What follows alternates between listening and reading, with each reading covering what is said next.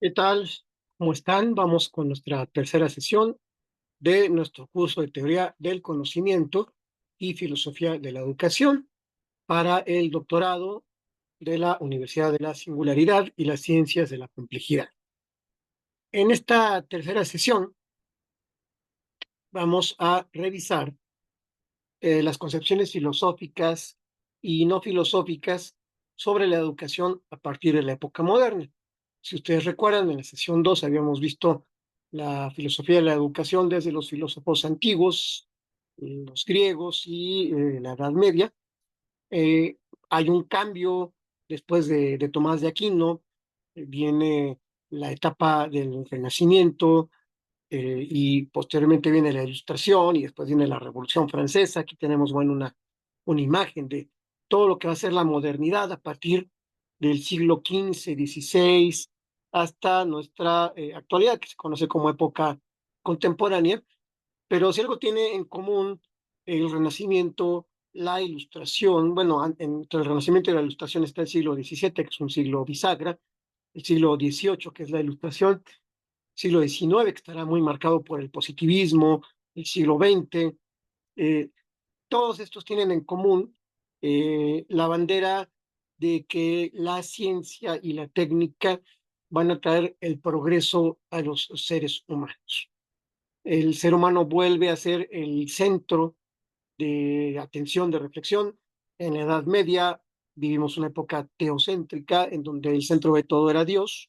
El hombre, el ser humano, vivía para Dios, pero a partir del Renacimiento se retoman los valores antiguos de la cultura greco-romana y el ser humano vuelve a ser el protagonista, pues, de esta aventura que significa ser humano.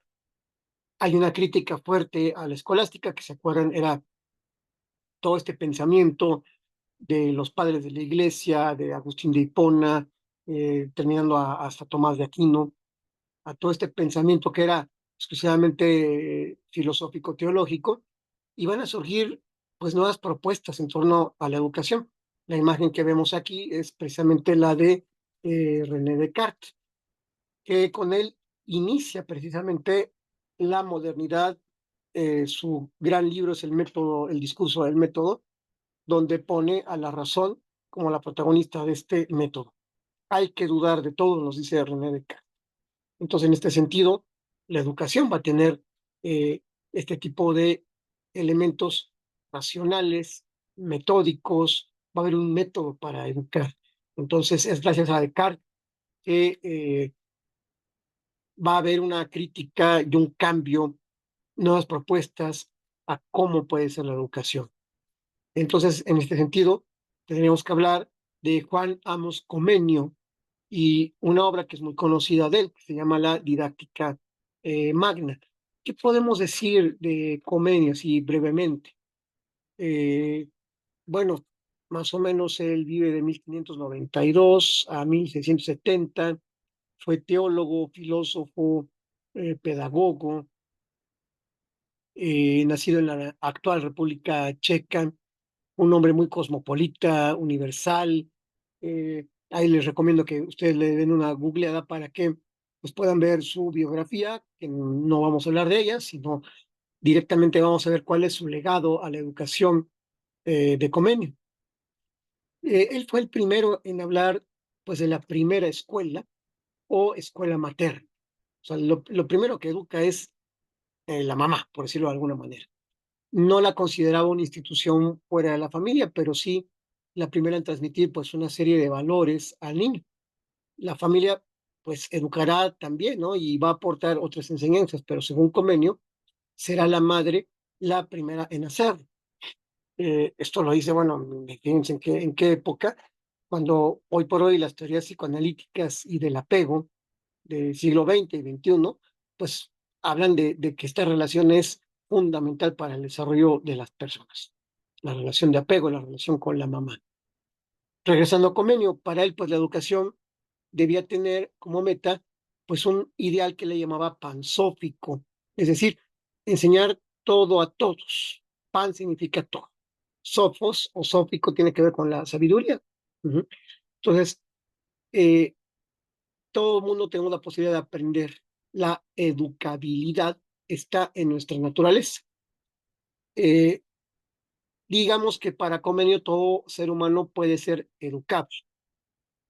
Aunque también podemos decir que aunque todo el mundo pueda ser educable, y estoy de acuerdo con esta propuesta de Comenio, también hay gente que no quiere ser educada. O sea, es educable, pero se resiste a ser formada por muchas razones que no vamos a tocar en este momento. Pero lo que decía Comenio es que la educación debía ser universal, tener orden y método. Aquí está la herencia de René Descartes. Y también, además, ser amena. Es decir, el alumno debería ser el centro de atención. Para Comenio, bueno, enseñar pues se debe a una disposición de tres cosas. Primero, tiempo. Segundo, un objeto. Y tercero, un método. Y aportó ideas educativas basándose en tres métodos: comprender, retener y practicar. Entonces, la finalidad de ello era mejorar la enseñanza para el alumno. Se inclinó, digamos que a la capacidad de sensibilidad del profesor hacia el alumno, así como a la interacción y con ello pues garantizar el éxito del aprendizaje. Escribió varias obras, la de mayor interés, que vamos a tocar un poquito ahora, es la Didáctica Magna. Perdón, ando un poquito mal de la garganta, pero espero que se pueda entender. Eh, la Didáctica Magna, pues es uno de los primeros libros escritos sobre cómo educar a los niños y dirigir bien la escuela a través, digamos, de sus distintas obras de Comenio, pues él propuso un método didáctico. Y Comenio pues dio inicio a los textos ilustrados para niños con figuras animales y acciones, graduados de fácil a difícil, haciendo que el alumno pues, pudiera entender con mayor facilidad. Está este recurso, digamos, visual. Fue el primero también que presentó una metodología de la educación basada en la unión de la pedagogía con la didáctica. De hecho, la palabra metodología viene del griego método, meta o dos. Meta es objetivo o dos significa camino. Entonces es el camino para llegar a un objetivo o a una meta. Entonces el objetivo va a ser precisamente educar bajo una serie de pasos. Vean la herencia cartesiana. Pues con este sistema quería dirigir la progresión moral e intelectual del alumno. eh, Él tiene muchos aportes, ¿no? Propuso un programa para hacer amena y no tediosa la educación y lo llamó Pampaedia o Pansofía, que significa educación universal. Eh, vuelvo a decir lo mismo, se debe enseñar todo a todos. Y decía que a los niños pues se les debe enseñar gradualmente, es decir, poco a poco, enlazando de manera natural los conceptos elementales con los conceptos más complejos. Vamos de lo fácil a lo difícil, de lo simple a lo complejo. Ahí está nuevamente el método. Y Comenius escribió que el estudio tenía que ser completamente práctico, completamente grato, de tal manera que hiciera de la escuela una auténtica diversión, es decir, un agradable preludio de nuestra vida. Y también opinaba que la escuela debe centrarse no solo en la formación de la mente, sino de la persona como un todo, lo que incluye la instrucción moral, la instrucción espiritual. Eh, es muy conocido él por sus contribuciones a las técnicas de enseñanza que, pues junto con sus principios educativos, se desarrollan en esta gran obra didáctica magna. En ella señala, pues, cuál es su concepto de la enseñanza, que se resume en una frase: enseña todo a todos. Y fue el primero en instruir lenguas tradicionales mediante el uso de pasajes de la misma y de la traducción correspondiente en la lengua moderna. Eh, tiene varias obras, ¿no? Pero centrémonos en la didáctica magna. Es una de las obras más leídas en la literatura pedagógica y obedece, digamos que a una especie de precepto o dogma del cual, pues los pedagogos no deben prescindir, pues gran parte de lo que hoy se conoce y reconoce en términos de valor pedagógico se encuentra influido, aunque no se sabe si de manera consciente o inconsciente, por esta obra, la didáctica magna. Él la dividió en tres partes, ¿no? La didáctica general, la didáctica especial y la organización escolar. yo sí recomiendo ampliamente la lectura de toda esta obra y de una manera pausada. Aquí, pues no podemos comentarla porque es una obra extensa y llevaría muchísimo tiempo. Pero digamos que la palabra didáctica proviene del griego didaktike. ¿Y qué significa esto? El arte de enseñar. Eso es la didáctica. Entonces, y magna significa grande moralmente hablando.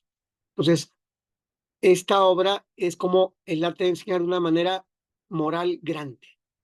Entonces, aquí Comenio recoge el método necesario, busca la sistematización de los procesos educativos, se preocupa de las diferentes etapas del desarrollo educativo y separa por edades la educación con el fin de colocar los conocimientos en espiral.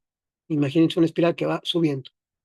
Habla de la globalidad, de las unidades, aspecto que hoy en día pues aún se tiene muy en cuenta. Cada aprendizaje debe formar parte de otro o de inducirlo. Y el autor, bueno, es el primero en tener en cuenta al alumnado y sus necesidades. Comenio también menciona que cada alumno es diferente. O sea, esto que podemos decir ahora en nuestro siglo XXI, de que cada alumno es diferente en nuestra aula, Comenio lo decía desde aquella época. ¿Sí? Cada uno es diferente y no hay que menospreciar a ninguno. No debe hacerse distinción social o de género. La mujer ha sido creada a la semejanza también, digamos, en manera de igualdad, es un ser racional, igual que el hombre. Ideas que ahora nos pueden parecer, pues, como verdad, ¿no? Obvias, pero que para Comenio y en su época era importante que las mencionara. También creía que la mujer es buena para la ciencia y que debería de tener estudios científicos para posteriormente seguir con la educación universal. Por ejemplo, Díaz Barriga, que es uno de los grandes autores en educación, considera pues un error atribuir a las pedagogías anteriores al momento que describimos la noción de programas de estudio. Por ejemplo, en el siglo XVII, que le tocó a Comenio, pues él utiliza el término plan de estudios para establecer como un señalamiento amplio pues, el conjunto de temas a trabajar en el sistema escolar. En este sentido, pues es un error sostener que en la escuela tradicional, el profesor recibe ya hechos los programas, que hacerlos es responsabilidad que no le compete. O sea, entendemos que en lo que se puede denominar la escuela tradicional, o sea, del siglo XVII al XIX, los planes de estudio son considerados desde la didáctica como una propuesta de temas muy amplios a desarrollar en el transcurso de una etapa académica. En cuanto a la noción de programas de estudio, pues concluimos que no existe en este momento, en parte porque las grandes reflexiones acerca de la didáctica se dan antes de que se conformen los sistemas educativos y se establezcan las leyes sobre la obligatoriedad de la enseñanza y en parte, pues porque desde este pensamiento didáctico se establece la función intelectual del docente como una función que es pues insustituible. Entonces, yo invito a que lean estas tres partes de la didáctica general, la didáctica especial y la organización escolar. Todo esto viene en la didáctica magna. Podemos considerar a Comenio pues, como un gran reformador. Se interesó por esta pansofía, por saber todo y de todo. Creo que es algo muy rescatable de él.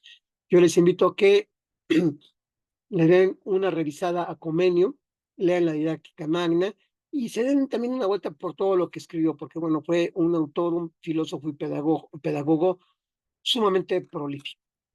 Entonces, digamos que eso es lo que podemos comentar de este gran pedagogo y filósofo. Posteriormente también podemos hablar sobre la enciclopedia como instrumento educativo en la ilustración. ¿Qué podemos decir de la enciclopedia? Acuérdense que Diderot, D'Alembert, todos estos pensadores franceses tienen la idea de hacer una serie de tomos, de libros, en donde se junten todos los saberes. Y ese conjunto de todos los saberes se le va a llamar enciclopedia.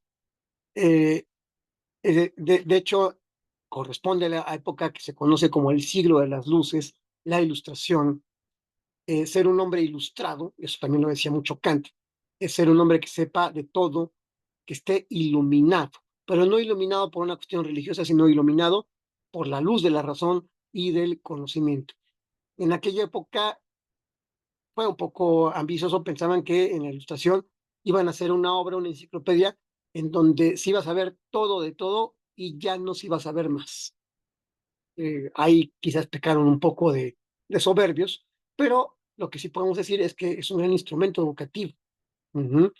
Eh, Porque podemos, aquí se consultan las primeras enciclopedias, los primeros diccionarios, que hablan de filosofía, teología, geografía, matemáticas, física, lingüística. Se trataba de hacer una obra comunitaria en donde estén todos los saberes. Si aquí vemos, por ejemplo, en esta pequeña ilustración, dice enciclopedia, diccionario de racional, por decirlo de alguna manera, de las ciencias, de las artes y de métiers, o sea, decir, de todos los saberes. Querían saber todo esto. Es un gran esfuerzo que hacen los ilustrados. Dentro de la ilustración y de todo esto, pues es importante que hablemos de Juan Jacobo Rousseau o Jean-Jacques Rousseau, que una de sus obras más importantes precisamente es El Emilio o de la educación. Eh, Rousseau tiene elementos muy importantes para la educación y también algunos elementos un poco criticables, pero bueno, vamos a ver el aporte. Rousseau nace en 1712, muere en 1778, estamos hablando ya del siglo XVIII. Fue un filósofo y un educador de la época moderna, pues cuyas ideas han influido en pensadores como Kant y en los teóricos de la Revolución Francesa. Uh-huh. Su interpretación de la educación del niño en estado de naturaleza, pues se opuso a estos rigorismos educativos que había en su época. Aquí, por ejemplo, podemos hablar de la perfección de las cosas naturales que proponía Rousseau. ¿Qué decía Rousseau? Decía, todo sale perfecto de manos del autor de la naturaleza. En las del hombre, todo se pervierte, decía Rousseau. A esta tierra la fuerza a que dé de los productos de otra, a un árbol a que sustente los frutos del tronco ajeno, los climas, los elementos, las estaciones, las mezcla y las confunde. ¿Sí? Estropea su perro, su caballo, su esclavo, todo lo trastorna, dice Rousseau, todo lo desfigura, nada le place como lo formó la naturaleza. Y habla de naturaleza con N mayúscula. Nada ni aun el hombre. Todo esto lo cita en Emilio o de la educación, en el libro primero. Entonces, la naturaleza hace todo perfecto y el ser humano lo echa a perder, por decirlo de alguna forma. Y también Rousseau, en el Emilio, va a hablar sobre la madre y el cuidado de sus hijos. ¿Qué decía Rousseau? Decía, a ti dirijo estos renglones, madre amorosa y prudente, que has sabido apartarte del camino trillado y preservar el naciente arbolillo del choque de las humanas opiniones. Levanta un coto en torno al alma de tuyo. Entonces, eh, él decía que la madre tenía un papel muy importante en el cuidado de los hijos y en su formación. También hablaba sobre la educación y la naturaleza y hablaba de los tres maestros. Eh, ¿Qué nos decía él? A las plantas las endereza el cultivo y a los hombres la educación. Entonces, fíjense qué gran metáfora. A las plantas las endereza el cultivo y a los seres humanos el que nos eduquen. La educación es efecto de la naturaleza, de los hombres y de las cosas. De la naturaleza es el desarrollo interno de nuestras facultades y nuestros órganos. La educación de los hombres es el uso que nos enseñan estos a hacer de este desarrollo. Y lo que nuestra experiencia propia nos da a conocer acerca de los objetos cuya impresión recibimos es la educación, digamos, de las cosas. Entonces, así, cada uno de nosotros recibe las lecciones de estos tres maestros.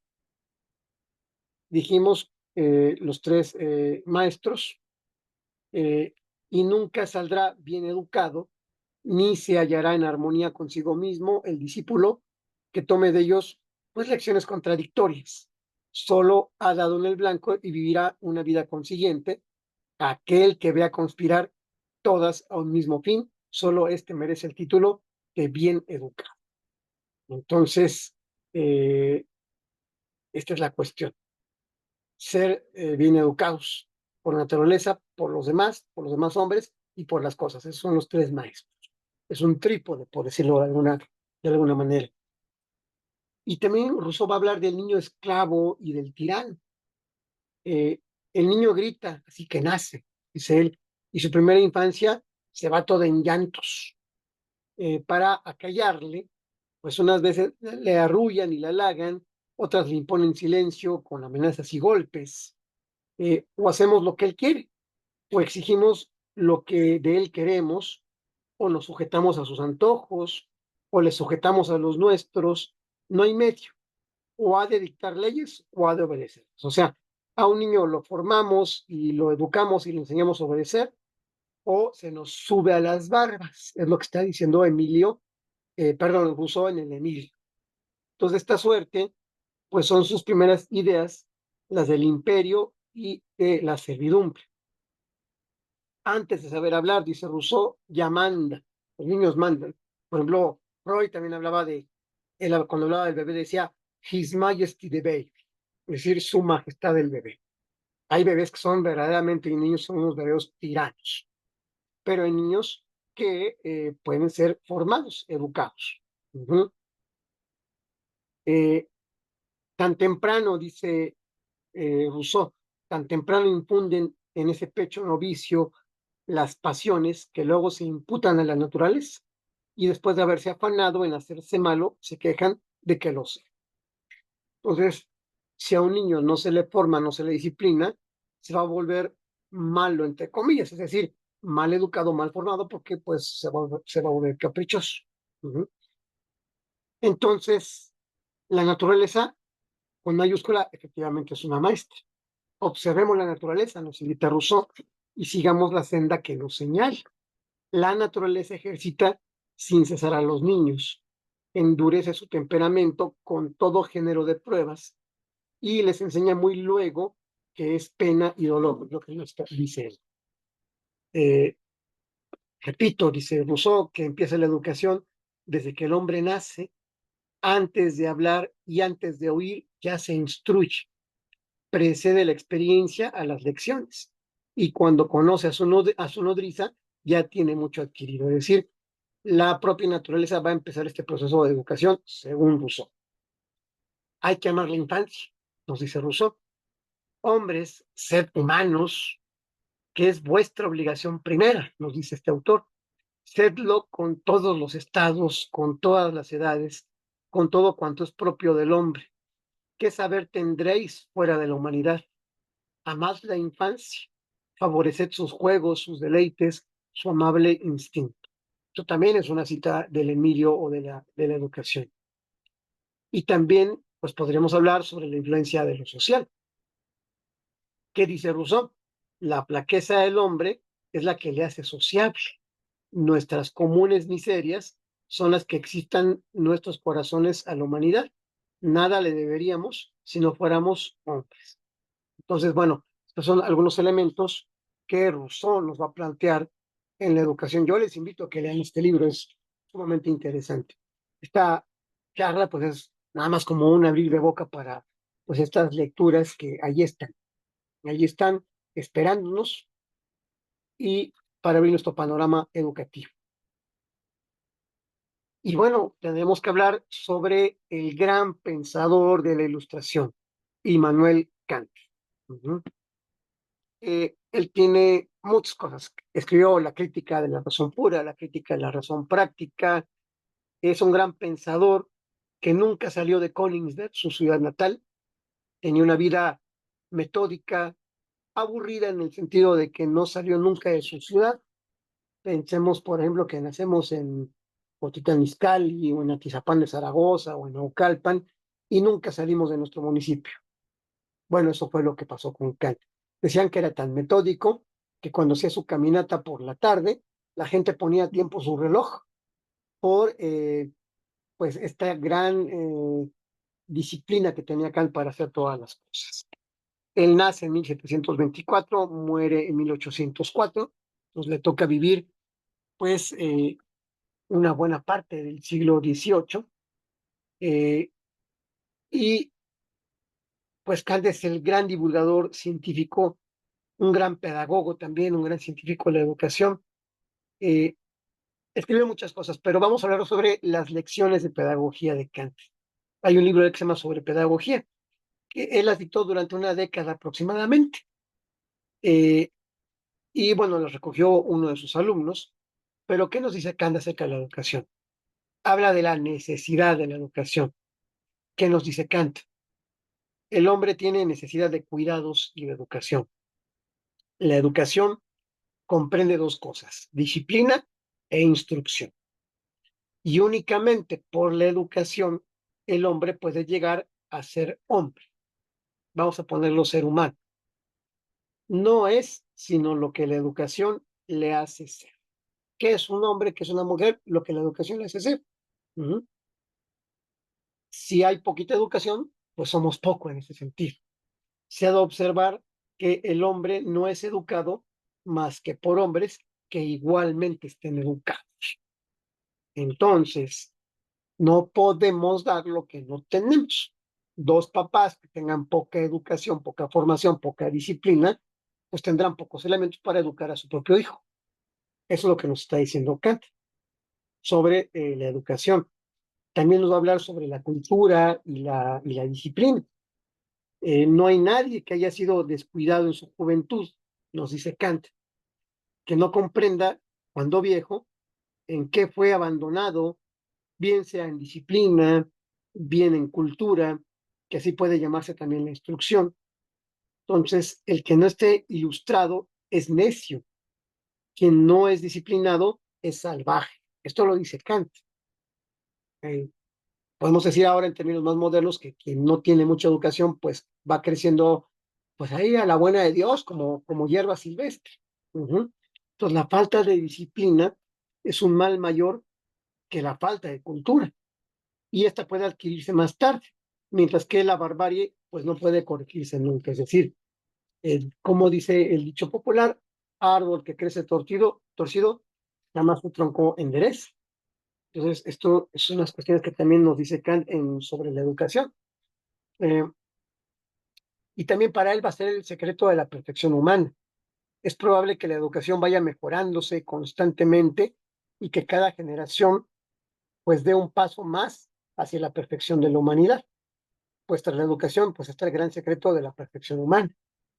Va a hablar también de una teoría de la educación. El proyecto de una teoría de la educación pues es un noble ideal y en nada perjudica aun cuando no estemos en disposición de realizar. Tampoco hay que tener la idea por quimérica y desacreditarla como un hermoso sueño, ¿no? Aunque se encuentren obstáculos en su realización. Entonces nos dice Kant que la idea de la educación pues es una idea verdadera. Deme un segundo, maestros. Esta gripa me trae un poco a tarea.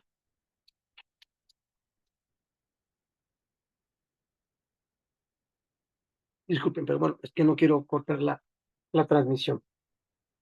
Entonces, la idea de la educación es verdadera. Una idea, pues no es otra cosa que el concepto de perfección no encontrada aún en la experiencia. Por ejemplo, dice Kant, la idea de una república perfecta, regida por las leyes de la justicia, es por eso imposible. Basta que nuestra idea sea exacta para que salve los obstáculos que en su realización encuentra. Sería la verdad una mera ilusión por el hecho de que todo el mundo mintiese. Entonces, la idea de la educación que desenvuelva en los hombres todas sus disposiciones naturales es sin duda una idea verdadera. Vean qué interesante el razonamiento de Kant.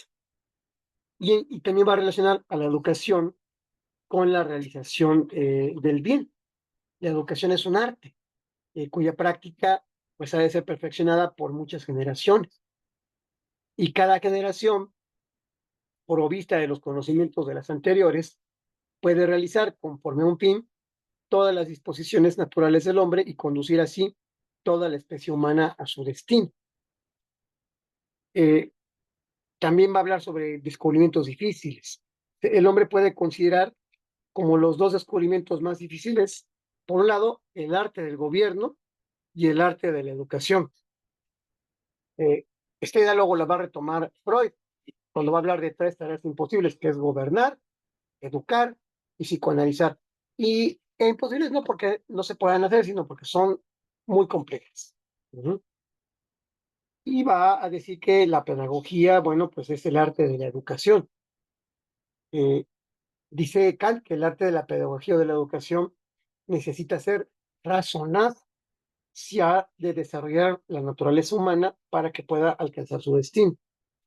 Los padres ya educados pues son ejemplos, conforme a los cuales se educan sus hijos, tomándolos por modelos, pero vuelvo a lo mismo. Si los padres no están educados, pues qué le espera al pobre niño, ¿verdad? Entonces, para Kant, en el arte de la educación se ha de cambiar lo mecánico en ciencia. Uh-huh. Un principio del arte de la educación que en particular debían tener presentes los hombres que hacen sus planes es que no se debe educar a los niños conforme al presente, esto lo decía Kant, sino que hay que educarlos a un estado mejor posible en lo futuro. O sea, educamos no para el presente, sino para el futuro de la especie humana. Uh-huh. Es decir, conforme a la idea de la humanidad y de su completo destino. Este principio nos va a decir Kant que es de la mayor importancia. Entonces, por la educación, el hombre ha de ser, pues, por un lado, disciplinado, cultivado, prudente y moral. Y podemos decir muchas cosas al respecto, ¿no? Y llegamos ahora, pues, a la cultura del alma, que en cierto modo, pues, también se puede llamar física. Uh-huh. Hay que distinguir para acá la naturaleza de la libertad. La educación nos va a llevar a la libertad. Y también Kant, desde su parte ética, nos va a hablar del cumplimiento del deber, del amor a los demás, de los sentimientos cosmopolitas, pero todo esto se da por medio de un ser humano que ha sido educado. Han de mirarse muchas cosas siempre como un deber. Una acción ha de ser valiosa para mí, nos dice Kant, no porque concuerde con mi inclinación, sino porque mediante ella cumplo con mi deber. Kant tenía esta máxima que se llamaba el imperativo categórico, la regla de oro. Decía Kant, actúa de tal manera que tu proceder se pueda convertir en una ley universal. Ese es el imperativo categórico de Kant, basado en el deber. Y también se ha de desenvolver el amor a los otros y después los sentimientos cosmopolitas como un deber. Hay algo en nuestra alma que hace interesarnos por nosotros mismos, por aquellos entre quienes hemos crecido y por el bien del mundo. Todo esto debería lograrlo la educación. Se han de hacer familiares a los niños estos intereses y templar en ellos sus almas. Han de alegrarse por el bien en general, aun cuando no sea el provecho de su patria ni el suyo propio. Todas estas ideas pues, nos comparte este gran genio de la ilustración que fue Immanuel Kant. Eh, Vamos a dejar un poquito a Kant en esta parte para continuar con otro gran pensador, que fue Hegel y su idea sobre la educación. ¿Qué nos puede decir, perdón, Hegel y la educación? Es posterior a, a Kant. Uh-huh. Va a ser un crítico importante sobre la obra de Kant, pero lo que él nos va a hablar es sobre precisamente el conocimiento dialéctico, es decir, eh, va a hablar sobre una tesis o una idea, una antítesis que se contrapone a esa tesis, una lucha entre ellas que va a llegar a una síntesis. Si pasamos esta idea del método dialéctico a la educación, es como el gran aporte de Kant. Uh-huh. Que podemos también hablar que la dialéctica es un, digamos, como un método eh, educativo. Con respecto de la educación, Hegel pues va a tomar de Kant muchas ideas. Lo admiró, también lo criticó, también vio a Rousseau, uh-huh, Eh, pero, ¿qué va a decir Hegel con esta idea del progreso dialéctico? Que la educación debe propender hacia el progreso, superando estadios anteriores. Acuérdense, tesis, antítesis, síntesis. ¿Y cómo vamos a superar estos estadios anteriores? Pues hay que estudiar, decía Hegel, lenguas clásicas, historia, matemáticas, religión, filosofía, para lograr concentración, orden y dinamismo. Esta es la propuesta que nos pone Hegel acerca de cómo hacer la educación. Ujú. Él tiene una pequeña obra que se llama Escritos Pedagógicos. Ahí afirma que la pedagogía tiene como fundamento la formación del ser humano, tomando en consideración eh, que la educación se basa en la noción de cultivo. Ujú. Entonces, pues hay muchos aportes de él, ¿no?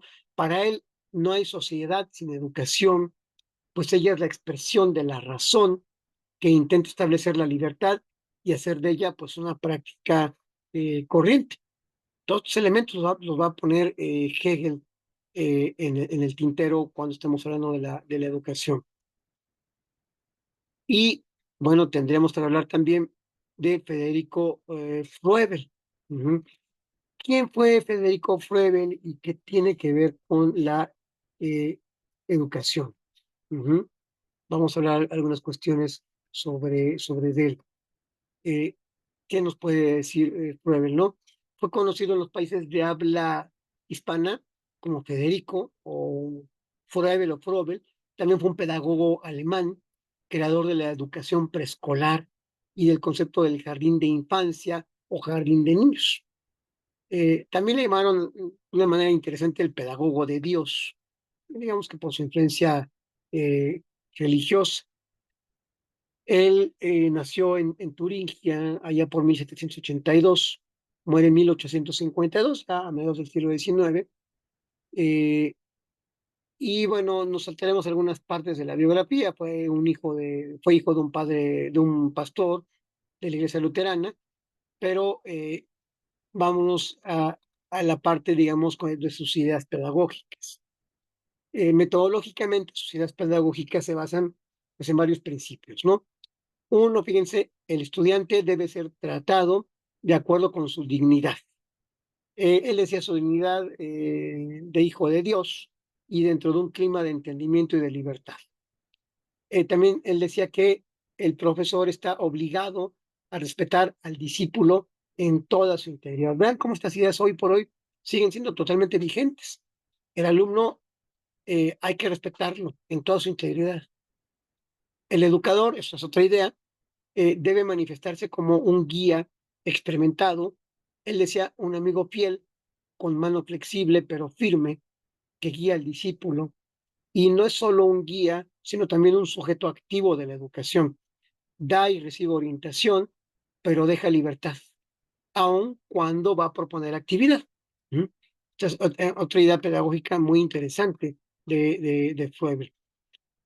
También nos decía que el maestro debe conocer pues, los diferentes grados de desarrollo del hombre para llevar a cabo su tarea con éxito. Etapas del desarrollo, de la infancia, la niñez, la pubertad, la juventud. Ahora es lo que conocemos como la psicología del desarrollo. Y sus ideas, bueno, pues han transformado la educación.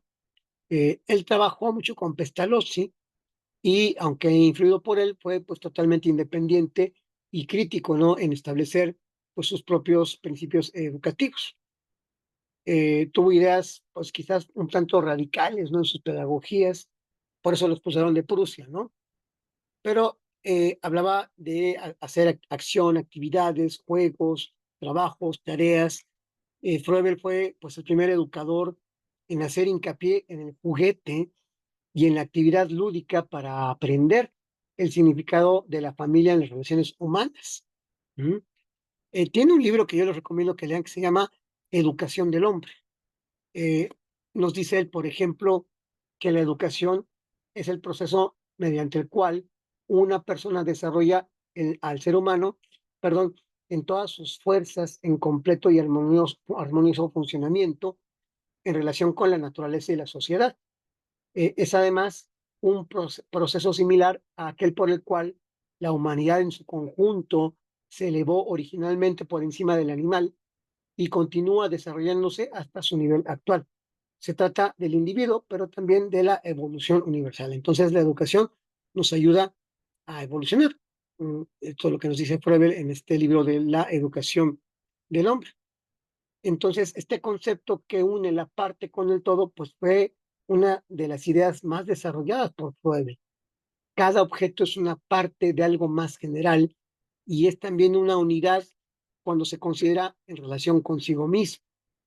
Entonces, en el campo de las relaciones humanas, el individuo es para él, pues, una unidad cuando se considera a sí mismo, pero mantiene una relación con el todo, incorporando a otros individuos para alcanzar ciertas metas. Entonces, ya para ir concluyendo, pues, ¿cuáles serían estas ideas claves de Freud?